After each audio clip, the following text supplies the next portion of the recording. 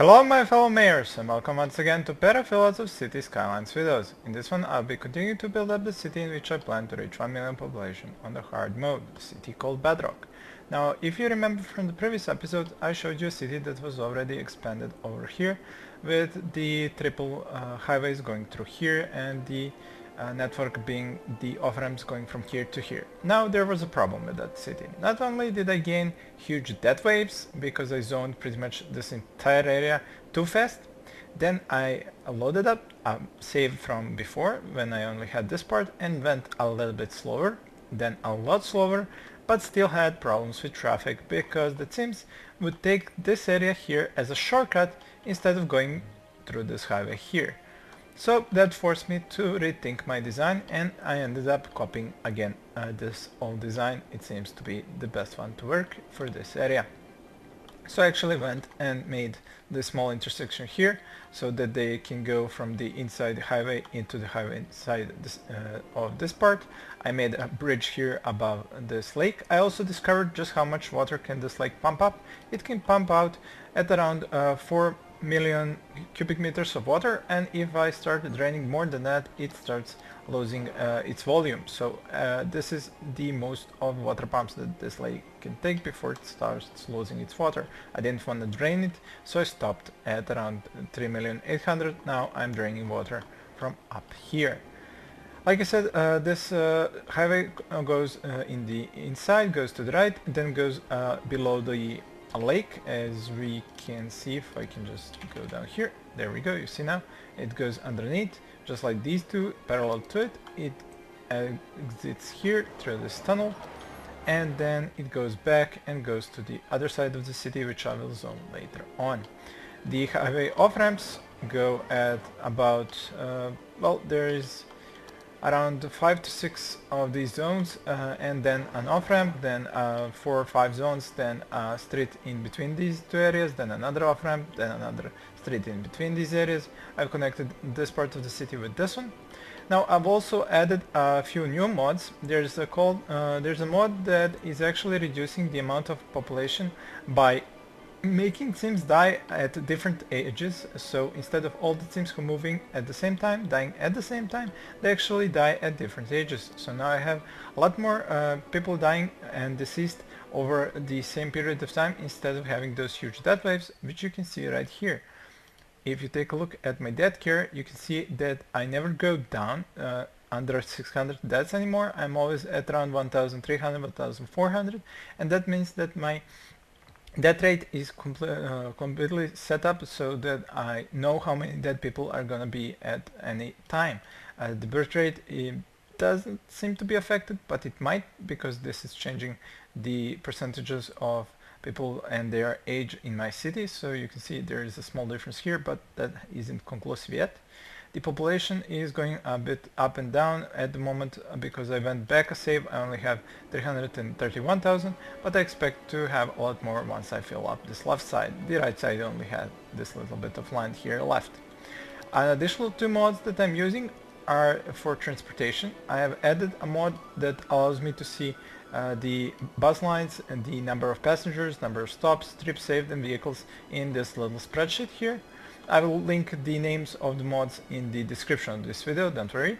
I can also do the same for Metro, and an added bonus of the other mod is that it allows you to edit the vehicles. For example, I increased the passenger bus capacity from 30 to 60 because 30 is just illogical. Where did you see buses that can hold only 30 people?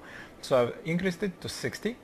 And now I can have a lot fewer buses per these lines, because when I entered this spreadsheet here and saw that, for example, for a line that had 137 bus stops, I had 60 plus buses, and when I took a look at them, they were only like 10%, 20% full, and that was with 30 passenger capacity. So there were like 3, 4, 5 people in each one of those buses. So this other mod also allowed me to click on the bus line and then add or remove vehicles from it. So now you can see here the list of all the vehicles in here, and I can even click on them and see their capacity, ticket price, maximum speed.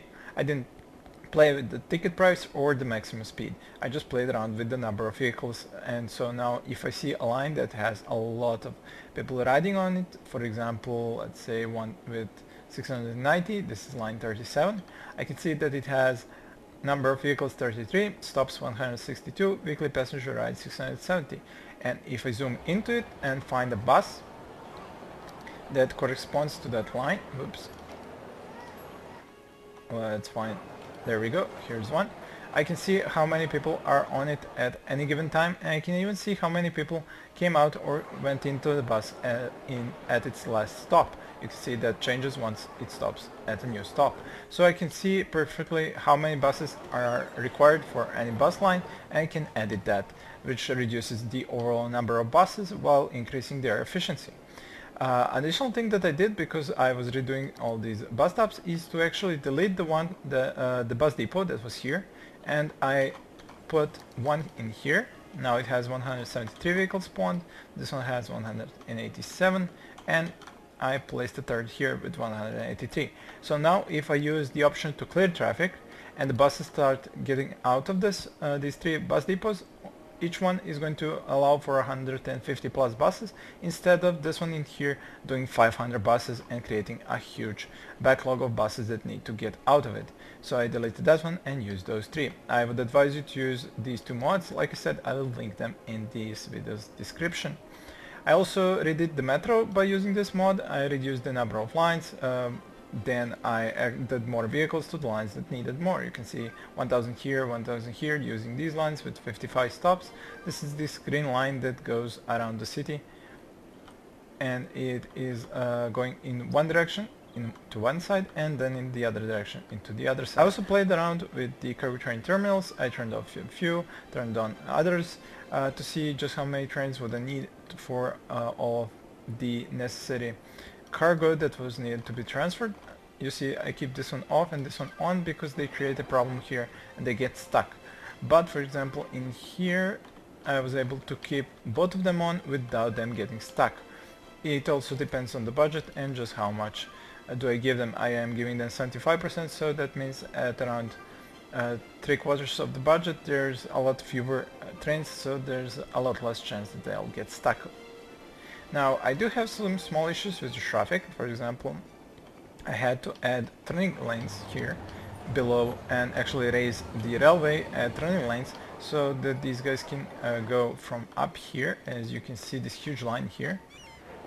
And of course, for some reason, they continuously use the middle line, and then from it they go into the third lane to turn, instead of going through the third lane and then turning without turning twice from the second lane. Of course, the stupidest thing in this game is the way they actually change lanes, because they actually stop in their lane and then go into the second lane, instead of just speeding up and getting into that lane like they are doing now. But no, they have to stop the entire traffic in their lane and then change the lane. You see how better this is for the flow than when they're doing that other thing.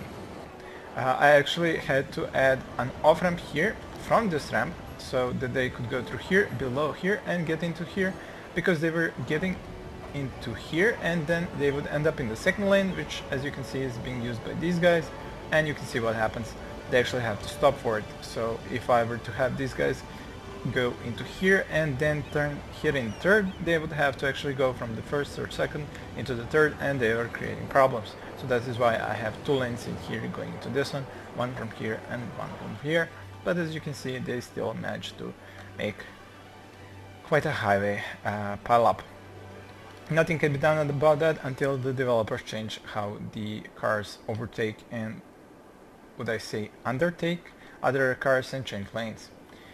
So that would be pretty much everything. I don't really have any other problems. I added only one more off-ramp here as highway off-ramp all the way down here, in order to reduce the amount of cars that take this highway and then go over here. You can see that there are different places around the city where there are kind of a bottleneck or a few. See here, for example, when they're entering over here, there are a lot of intersections, but it flows even though it's red. And then of course there's this problem where many of them try to go down here. Not sure why are they using the highway when there are perfectly good streets here in between? As you can see, they are fairly lightly used, but they love to use the highways. Now, I'm guessing it has something to do with the fact that they only follow the speed rule, because the highways and the ramps have higher speed limits. The ramp has a speed limit of 80, the highway speed limit of 100, so they ignore the streets which have the speed limit of 40, and they use the highways to get from point A to point B. So for example, if somebody from here wants to get here, they'll first get on the highway, then get off the highway here, instead of going through the city and through the streets with the 40 speed limit. Well, that'll be all for this video. Thank you all for watching, and please stay tuned for more.